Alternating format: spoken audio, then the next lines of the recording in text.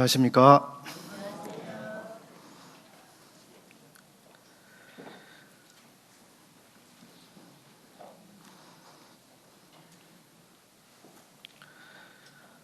제가 주님을 처음 믿었던 그때 1991년 전후해서 한 10년쯤까지라고 기억이 되는데, 시내를 나가보면 갑자기 앞에 다가오면서 혹은 뒤쫓아오면서 어떤 사람들이 말을 걸었습니다. 도를 아십니까? 하면서. 도를 아십니까? 들어보셨습니까? 아주 저는 여러 사람을 만났었습니다. 당신의 영혼은 매우 맑으신 것 같은데 잠깐 이야기 좀 나눌 수 있겠습니까? 하면서 도를 아느냐고 묻는 사람들이 있었습니다. 요즘에도 그런 사람들이 혹시 있나요? 있군요. 저는 최근에 못 만나봤습니다. 도를 아십니까? 오늘 성도님들과 그 말씀을 나누고자 하는 제목은 도를 아십니까입니다. 그 사람들이 우리들에게 다가와서 도를 아느냐고 말할 때 그 도가 무엇일까요?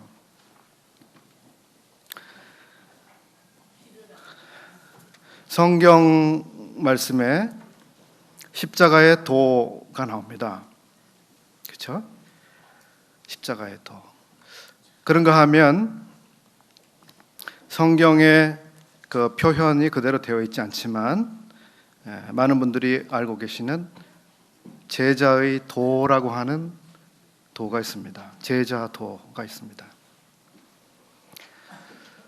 또 하나의 도가 있는데요. 그것은 종의 도라고 하는 도입니다. 들어보셨죠? 우리 찬송가에도 사랑하는 주님 앞에 형제자매 한자리에 하면서 시작된 찬송에 종의 도를 뭐죠? 종의 도를 몸소 행해 보이셨네. 그런 찬송도 있습니다. 그래서 우리의 신앙생활 속에 세 가지 도를 생각을 해보았습니다. 십자가의 도, 제자의 도, 종의 도입니다. 주님께서 우리를 부르셨을 때 십자가의 도를 통해서 구원으로 부르셨습니다. 그리고 우리들을 제자로 또한 부르셨습니다. 그리고 마지막으로 주님의 일꾼으로 부르셨습니다. 그래서 주님을 믿고 따르고 섬기는 일에는 도라고 하는 것이 있는 것이죠. 먼저 십자가의 도 잠깐 생각해 보겠습니다. 이 말씀은 고린도전서 1장에 있는 말씀이죠.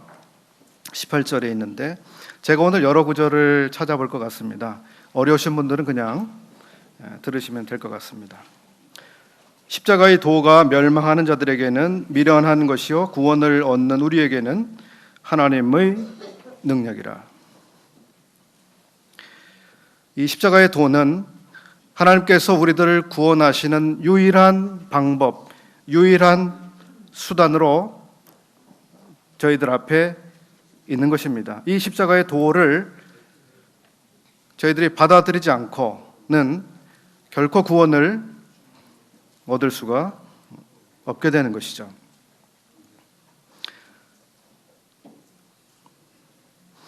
이 십자가의 도가 이것을 거절하는 사람들에게는 참으로 미련하게 보이는 것이고, 이 십자가의 도를 받아들이는 사람들에게는 놀라운 하나님의 능력이 나타나는, 즉 구원의 능력이 되는 유일한 이 하나님의 능력의 통로가 되는 것입니다. 여기서 말씀하는 도는 로고스입니다. 제자의 도, 종의 도는 로고스라기보다는 하나의 원리라고 말씀드릴 수 있겠죠.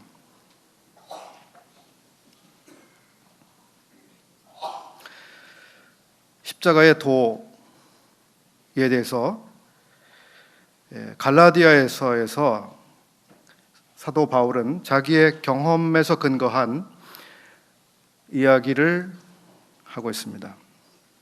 그것은 자기가 구원을 받은 그 십자가뿐만 아니라 자기의 삶 속에서 역사하고 있는 십자가, 자기가 믿고 살아가고 있는 현재적인 그 십자가, 이것이 갈라디아서를 통해서 나타나고 있습니다. 갈라디아서 2장 20절에 본인이 십자가에 못이 박혔다고 이야기를 하고 있습니다.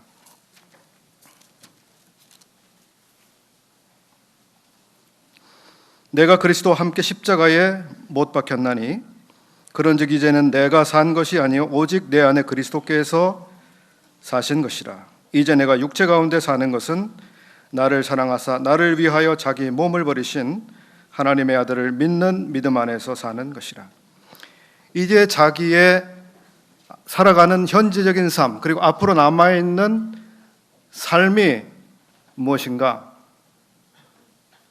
그것은 자기가 자신의 삶을 살아가는 것이 아니라 그리스도 안에서 자기의 삶을 살아가고 있다고 고백하고 있는 것입니다. 5장 1절에서 다시 한번 자신의 못 박힌 사실을 이야기하고 있습니다.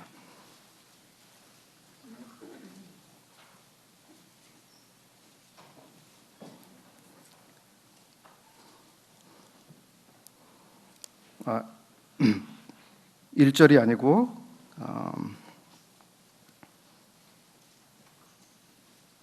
24절입니다. 5장 24절. 그리스도 예수의 사람들은 육체와 함께 그 정과 욕심을 십자가에 못 박았느니라.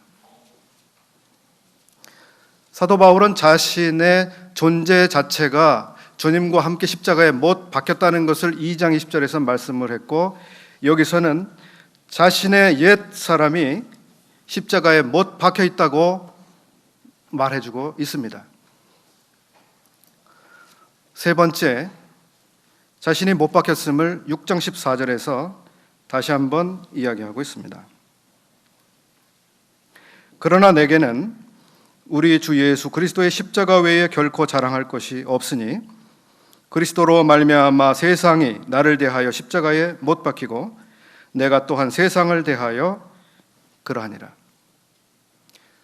이제 옛사람, 자기의 정욕에 못 박혔을 뿐만 아니라 이제 세상을 대하여서도 자기가 못 박혀 있다고 선언하고 있습니다.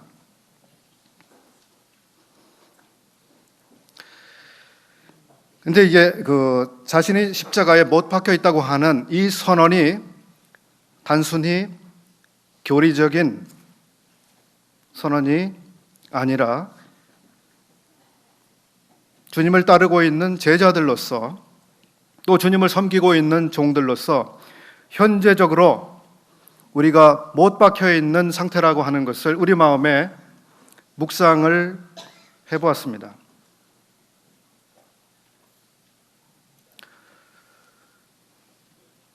여기서 조금 더 말씀을 드리기 전에 제자의 도에 대해서 조금 생각해 보겠습니다. 제자의 도에 대해서 어느 성경보다 반복해서 강조해서 말씀해주고 있는 성경은 누가복음입니다. 누가복음 14장 26절.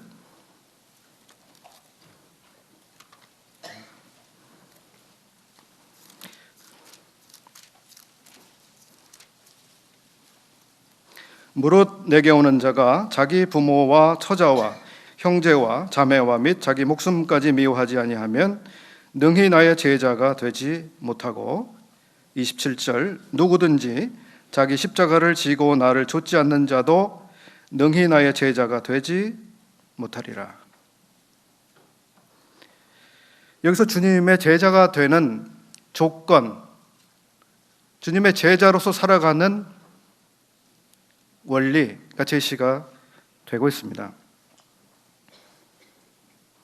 자기의 십자가를 져야 한다고 하는 것입니다. 그리고 자기의 십자가를 지고 주님을 따른다고 하는 데 있어서 간과하지 말아야 될 것이 28절에 있는 것입니다. 즉 제자로서 주님을 따르는 데는 반드시 비용이 지불이 되어야 한다고 하는 것입니다. 아무런 비용의 지불 없이 주님을 따르는 일은 있을 수 없다. 주님을 따르게 되면 반드시 그에 대한 대가를 지불하게 된다. 그래도 우리가 주님을 따를 것인가에 대해서 주님은 우리에게 질문을 하시는 것입니다.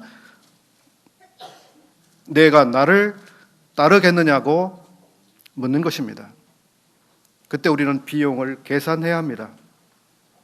주님을 따르게 될 때에 자기의 부모, 형제, 처자 이에 대한 비용을 계산해야 하는 것입니다.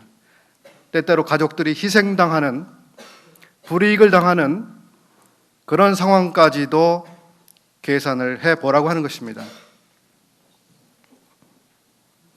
그 계산을 하지 않고 제가 주님을 따르겠습니다 하고 시작했다가는 기초공사를 한 상태에서 더 이상 건축이 진행되지 못하는 아주 우스꽝스러운 건축이 되고 만다고 이 뒤에서 또한 말씀하고 있습니다.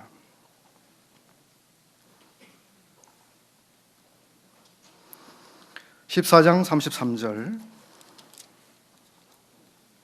이와 같이 너희 중에 누구든지 자기의 모든 소유를 버리지 아니하면 능히 내 제자가 되지 못하리라. 자기 소유에 대한 계산을 해보라고 하는 것입니다.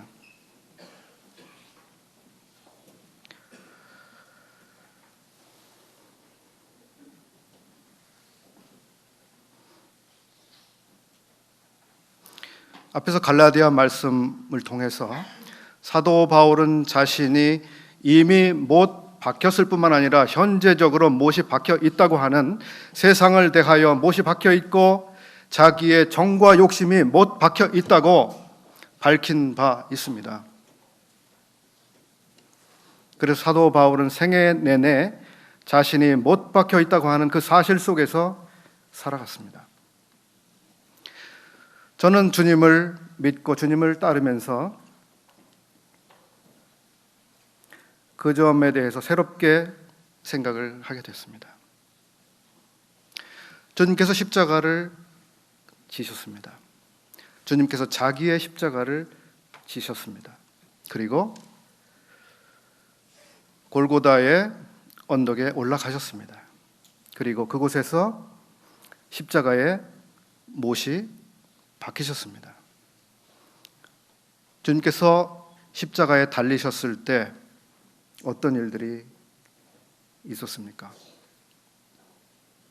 사람들이 조롱했습니다. 당신의 하나님의 아들이 맞습니까? 그렇다면 십자가에서 지금 내려와 보십시오. 당신 옆에 있는 행악자도 한번 구원해 보십시오. 십자가에서 내려오라. 거기서 한번 내려와 봐라. 이것을 사람들이 요구했습니다. 주님은 내려오지 않으셨습니다. 주님이 거기서 그래, 내가 하나님의 아들임을 증명해 보여주겠다고 하면서 내려오시게 됐다면 결과가 어떻게 됐을까요?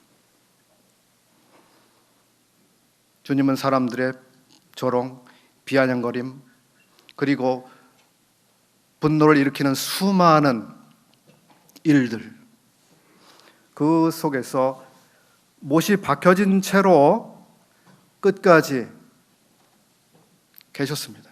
못이 박혀진 채로. 사도 바울은 자신이 못이 박혀 있는 상태임을 보여주었습니다. 제가 주님을 따르고 주님을 섬기는 일에 있어서 이것은 매우 자주 그리고 어마어마한 상황으로 저에게 다가옵니다. 거기서 한번 내려와 봐라. 그래서 어떤 경우는 그것이 유혹으로 오기도 합니다. 너도 한번 그렇게 살아봐. 너도 한번 그것을 즐겨봐. 남들도 그런 정도는 하고 살아. 그래서 거기 십자가에서 한번 너도 한번 내려와 봐. 라는 도전을 저의 삶에서 경험하는 것입니다. 그러나 우리의 정과 욕심이 못 박혔다고 이미 선언한 바가 있습니다.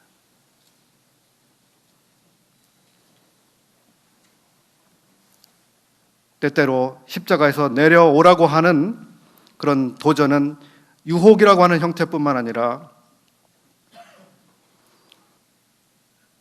우리를 분노하게 만들고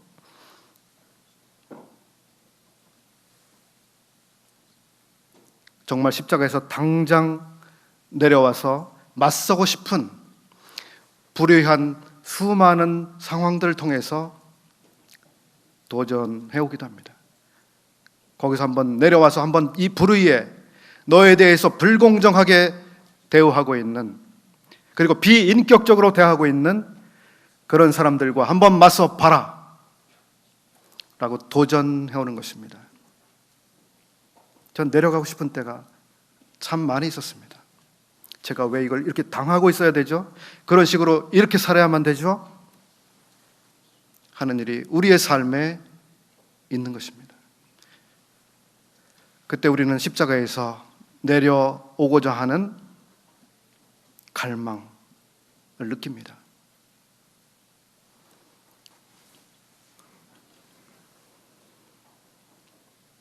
근데 사도 바울이 그렇게 한 것처럼 우리의 정과 욕심은 무엇이 박혀 있고 이 세상을 대하여서도 무엇이 박혀 있는 것입니다. 매일같이 혹은 자주자주 그 십자가에서 내려와 보라고 하는 주님께 대한 도전은 현재적으로 나의 삶에서, 우리 성도들의 삶에서 매일같이 자주 도전으로 다가올 수 있습니다. 그때 그것을 분명히 기억하셔야 됩니다. 내가 십자가에 못 박혀 있다고 하는 사실입니다.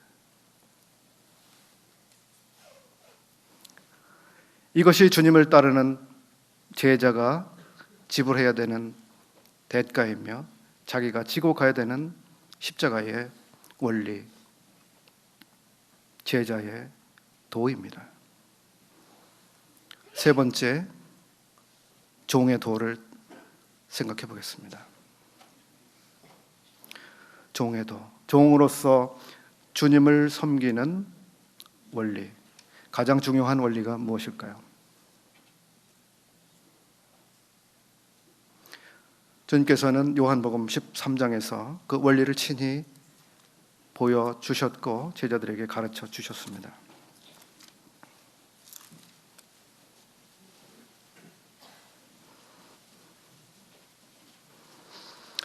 1절, 유월절 전에 예수께서 자기가 세상을 떠나 아버지께로 돌아가실 때가 이른 줄 아시고 세상에 있는 자기 사람들을 사랑하시되 끝까지 사랑하시니라. 주님이 사랑하실 수 있는 최후의 시간까지, 최후의 수단까지, 최후의 모든 능력으로 자기의 사람들을 사랑하셨습니다. 그리고 그 사랑이 어떻게 표현되었는가? 그것은 바로 제자들의 발을 씻겨주시는 겸손으로 나타났습니다. 6절, 시몬 베드로에게 이르시니 가로되 주여 주께서 내 발을 씻기시나이까? 예수께서 대답하여 가라사대 나의 하는 것을 내가 이제는 알지 못하나 이후에는 알리라. 그날은 유월절 저녁이었습니다. 유대인들이 유월절에는 많은 사람들, 그리고 온 가족이 모여서 식사를 하는 그러한 명절이었습니다. 이때 주님께서 모든 제자들과 한 곳에 모여서 저녁 식사를 하는 자리였습니다. 유대인들의 관습 속에는 손님들을 맞아서 그 발을 씻어주는 아주 중요한 그런 사회적인 관습 혹은 룰이 있었습니다. 그런데 이날 저녁 제자들이 다 모였고 주님도 앉아 계시고 식사를 이제 시작을 하는데요. 식사를 이미 시작을 했는데도 아무도 발을 닦아줄 사람이 없었습니다. 그 집에는 종이 없었을 뿐만 아니라 제자들도 누구의 발을 닦아줄 생각을 하고 있지 않았습니다. 오히려 누가 더 섬김을 받는 자리에 앉을 것인지 관심을 가지고 있었습니다. 내가 왜 다른 사람들의 발을 씻겨줘야 되지? 하면서 서로 눈치를 보면서 시간이 가고 있었습니다. 누가 그 일을 할 것인가? 누가 발을 씻어줄 것인가? 아무도 그렇게 하지 않았습니다. 그 저녁에 아무도. 주님이 그때 일어나셨습니다. 그리고 주님께서 뒤에 내가 주와 선생이 되어 너희 발을 씻겼으니 라고 14절에서 말씀하고 계십니다. 그래서 내가 너희들의 주가 되고 너희들의 선생일지라도 너희 발을 씻어 주었다. 그렇다면 너희가 어떻게 해야 되겠느냐?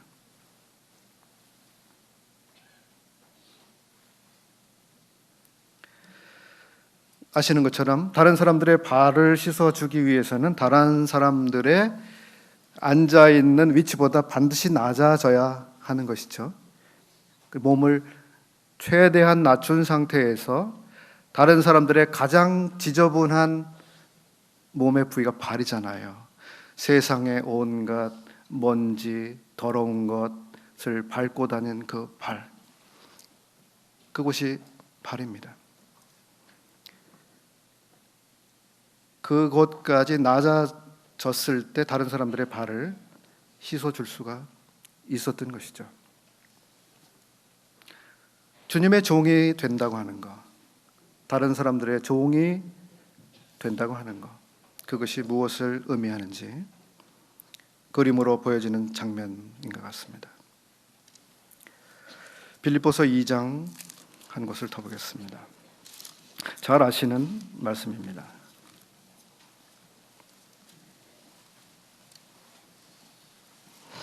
5절 너희 안에 이 마음을 품으라 곧 그리스도 예수의 마음이니 그는 근본 하나님의 본체시나 하나님과 동등됨을 취할 것으로 여기지 아니하시고 오히려 자기를 비어 종의 형체를 가져 사람들과 같이 되었고 사람의 모양으로 나타나셨으며 자기를 낮추시고 죽기까지 복종하셨으니 곧 십자가에 죽으심이라. 여기 주님의 또 놀라운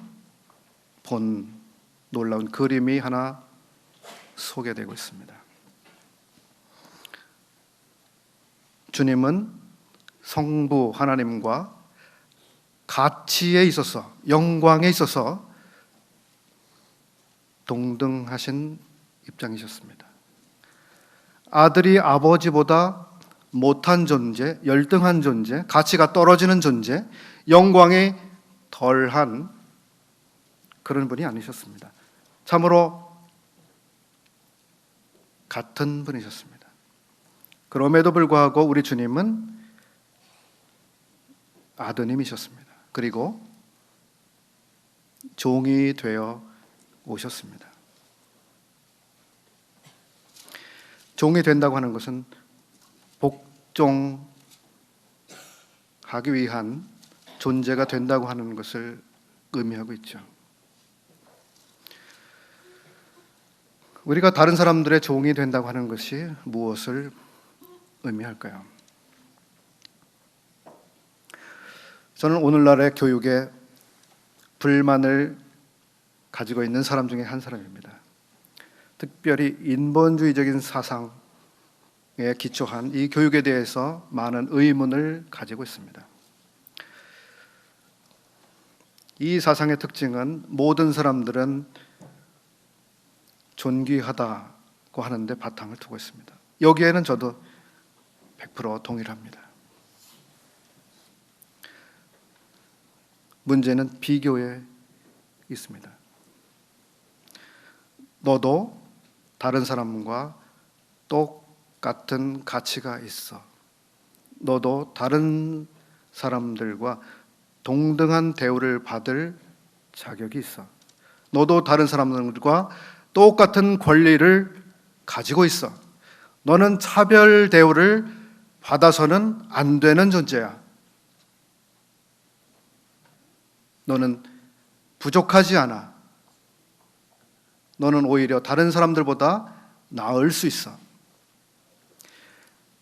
이것이 오늘날 교육의 기초를 이루고 있는 철학이라고 저는 생각을 하고 있고, 물론 이 전체가 다 해롭지는 않을 것입니다. 그럼에도 불구하고 이러한 생각에서 자라난 사람들은 분명히 다른 사람들보다 자기를 밑에 두는 이것을 못합니다.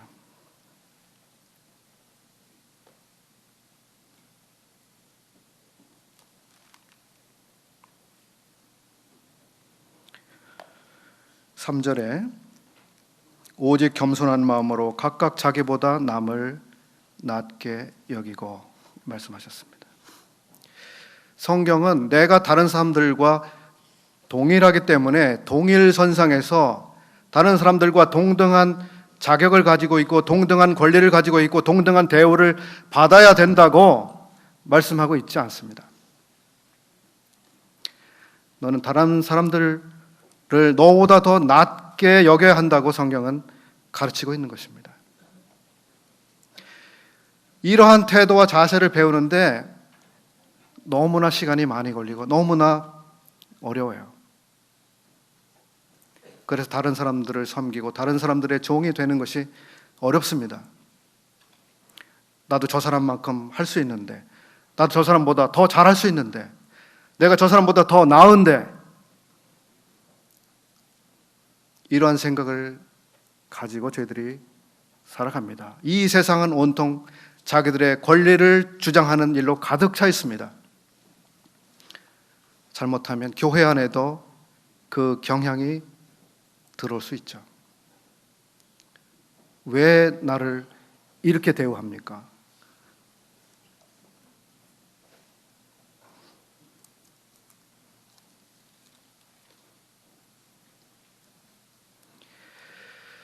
베드로 전서 5장 한 곳을 더 보겠습니다.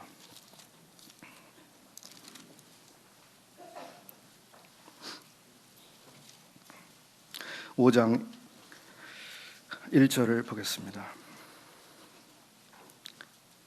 너희 중 장로들에게 권하노니 나는 함께 장로된 자요 그리스도의 고난의 증인이요 나타날 영광에 참여할 자로라. 3절 맡기운 자들에게 주장하는 자세를 하지 말고 오직 양무리의 본이 되라. 이 글을 쓰고 있는 사도 베드로는 으뜸되기를 아주 좋아했던, 제자들 가운데서도 2등이 되는 것을 받아들이기를 거부했던, 그리고 항상 최고의 자리에 있기를 추구했던 그 제자들 가운데 한 사람이었습니다. 내가 왜 2등이 되어야 하는데? 하는 태도죠. 나는 1등이 되고 말 거야. 최고가 될 거야. 예수 그리스도의 우편에 앉는 바로 그 사람이 될 거야. 그 생각을 가지고 젊은 시절을 살아온 사람이었죠. 이제 이 글을 쓰고 있는 사도는 노인이 됐습니다.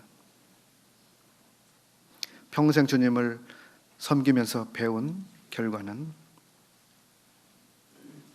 나는 노예 중 장로들에게 이야기합니다. 나는 다른 장로들과 함께 장로 된 사람입니다. 젊은 시절에 그 같았으면 나는 장로들 가운데 으뜸된 자요라고 아마 말했을 거예요. 여기서 이 사도는 나는 여러분들을 위해서 주님께서 허락하신 일꾼들 가운데 한 사람으로 여러분에게 말하고 있습니다. 이것을 배우는데 적어도 30년은 걸린 것 같아요.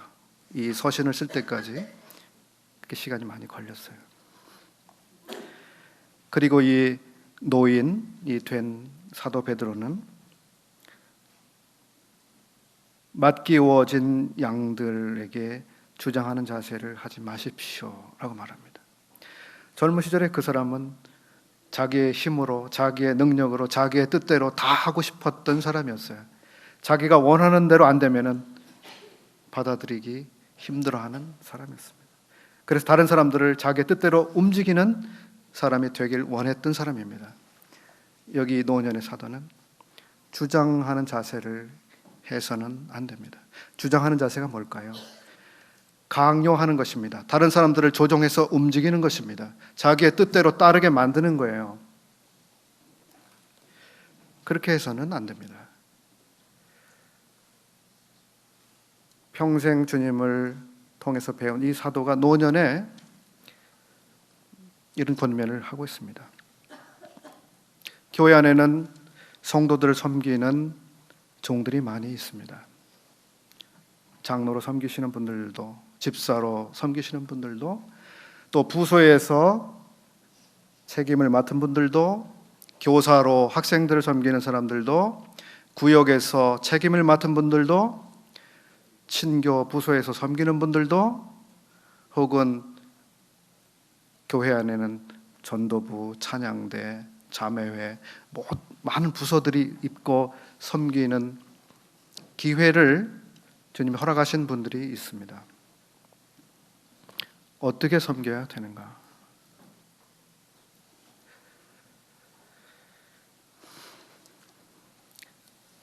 사사기 말씀한 것을 보겠습니다. 사사기 9장입니다. 8절, 사사기 9장 8절. 하루는 나무들이 나가서 기름을 부어 왕을 삼으려 하여 감람나무에게 이르되 너는 우리의 왕이 되라 하매 감람나무가 그들에게 이르되 나의 기름은 하나님과 사람을 영화롭게 하나니 내가 어찌 그것을 버리고 가서 나무들 위에 요동하리요 한지라. 그 다음에 무화과 나무에게 나무들이 가서 이야기했습니다. 너는 와서 우리의 왕이 되라. 무화과 나무가 나의 아름다운 실과를 내가 어찌 버리고 가서 나무들 위에 요동하리요. 나무들이 또 포도나무에게 이르되 너는 와서 우리의 왕이 되라 했습니다. 마지막으로 15절에 가시나무에게 14절입니다. 이에 모든 나무가 가시나무에게 이르되 너는 와서 우리의 왕이 되라고 했습니다. 가시나무가 나무들에게 이르되 너희가 참으로 내게 기름을 부어 너희 왕을 삼겠거든 와서 내 그늘에 피하라. 그리하지 아니하면 불이 가시나무에서 나와서 레바논의 백향목을 살을 것이니라 하였느니라.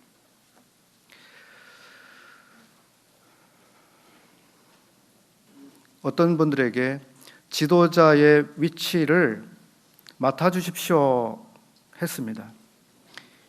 이때 이 나무들이 저는 그렇게 할 수 없습니다 했고 가시나무에게 사람들이 이야기를 했습니다.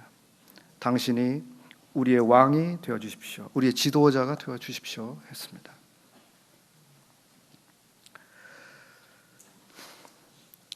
이런 제안을 받았을 때 다른 나무들이 그것을 받아들인 것과 가시나무가 그것을 받아들인 것이 너무 이해하기 쉽게, 알기 쉽게 기록이 되고 있습니다.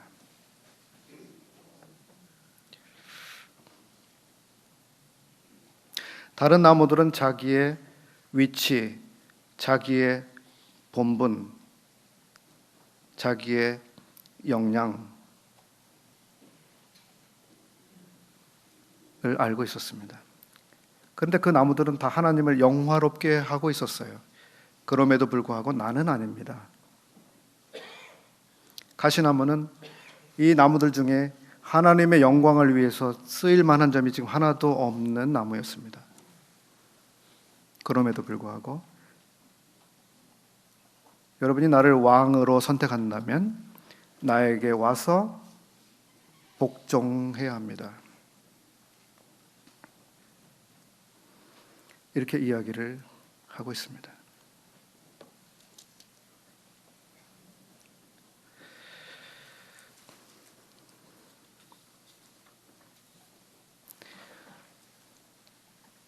여러분들은 어떤 종이 되고 싶으세요?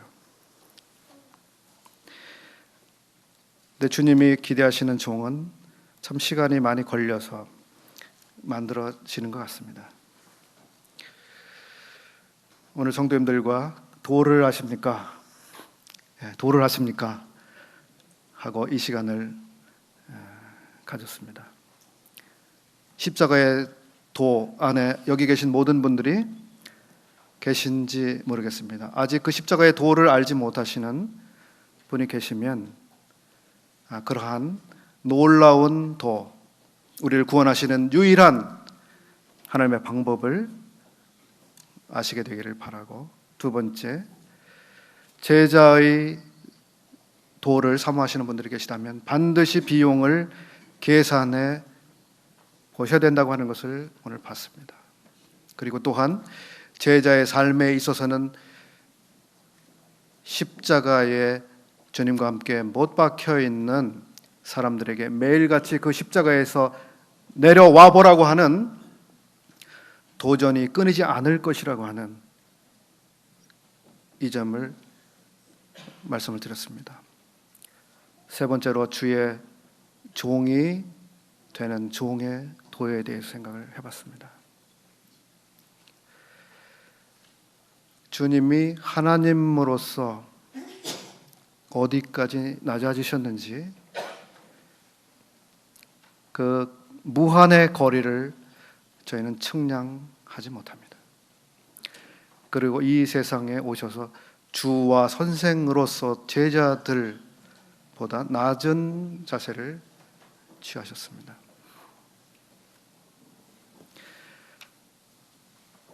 그렇기 때문에 주님의 종이 된다는 것, 다른 사람들을 섬긴다는 것, 그것은 얼마나 주님으로부터 겸손을 많이 배워야 하는 것이고 우리의 동기가 얼마나 진실해야 되는지. 나무들이 그렇게 말했잖아요. 제안을 받았을 때 내가 어떻게 나무들 위에 요동하리요 했습니다. 요동하리요. 그런 제안을 받을 때 우리는 흔들릴 수가 있습니다. 흔들리는 거. 근데 주님을 오랫동안 배운 사람들은 요동하지 않습니다. 그런 제안을 받게 되더라도 요동하지 않습니다. 예, 제가 있을 곳은 이곳입니다. 제가 해야 될 것은 이것입니다. 여기서 요동하지 않습니다. 기도하고 마치겠습니다. 고마우신 아버지 하나님, 참 저희들을 놀라운 부르심으로 부르셔서 주님의 자녀가 되게 하시고 제자가 되게 하시고 또한 부르신 저희들을 참 주님의 뜻을 위하여 일꾼으로 삼으신 이 놀라운 은혜를 감사를 드립니다. 주께서 저희들을 부르셨을 때 참 십자가의 도를 깨닫고 거기서 끝나는 것이 아니라 저희들로 계속 주님을 따르는 자가 되기를 원하셨고, 주님을 잘 배워서 주님을 섬기는 사람들이 되기를 주님이 원하셨사옵는데, 참 저희들이 계속해서 주님이 부르신 목적에 부합하여 주님을 기쁘시게 해드리는 주의 종들이 되게 해주시기를 원합니다. 허락하신 교훈을 감사하며 우리 구주 예수 그리스도의 이름으로 기도합나이다. 아멘. 감사합니다.